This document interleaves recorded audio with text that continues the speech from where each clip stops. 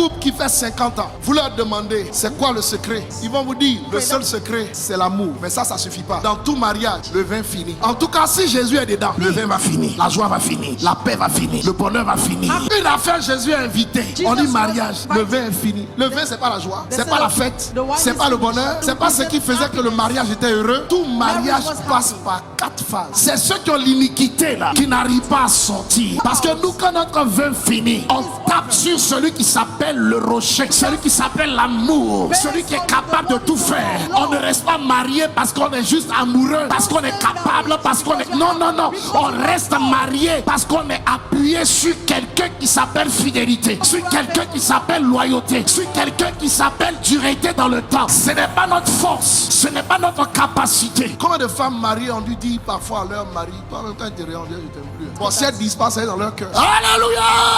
Alléluia! Il n'y a aucun mariage où le vin ne finit pas. C'est pourquoi ceux qui se marient là, on leur demande d'inviter au début Jésus dedans. Parce que quand tu invites Jésus, quand le vin est fini, lui il fabrique un meilleur vin. Ça veut dire que ce qui te permet de rester dans ton couple, c'est le renouvellement du vin fabriqué par Jésus. Ce n'est pas ta force. Parfois le monsieur il n'a rien fait, il est assis comme ça. Ça se passe dans ton cœur. Hein. Moi même aussi, comment j'ai pu marier? Regarde le gars, regarde la forme de sa tête même. Il n'a rien fait, il est assis. Ça se passe à l'intérieur de toi. La voix qui parle, toi tu penses que ce sont tes pensées. Il y a une iniquité qui est en train de parler en toi.